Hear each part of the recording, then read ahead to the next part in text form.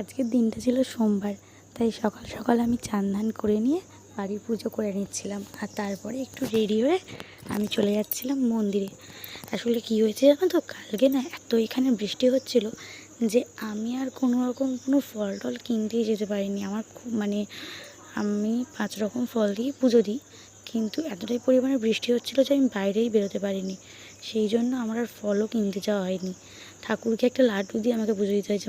আমাদের এখানে কী বলো তো, চড়কতলায় জোড়া শিব মন্দির আমাদের খুব বিখ্যাত, ঠিক আছে। তা সেখানে দুটো ঠাকুরের জন্য আমাকে দুটো লাড্ডু নিয়ে যেতে হয়েছিল, কারণ আর কোনো দোকান টোকান আমাদের এখানে কিছু খোলা ছিল না। এমনই অবস্থা হয়ে গেছিলো আমাদের এখানে, এতটাই বৃষ্টি হচ্ছিল।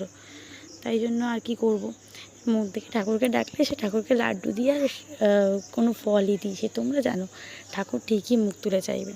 তাই পুজো টুজো করে তারপরে আমি বাড়ি চলে আসছিলাম। দেখা হবে অন্য ভিডিওটা।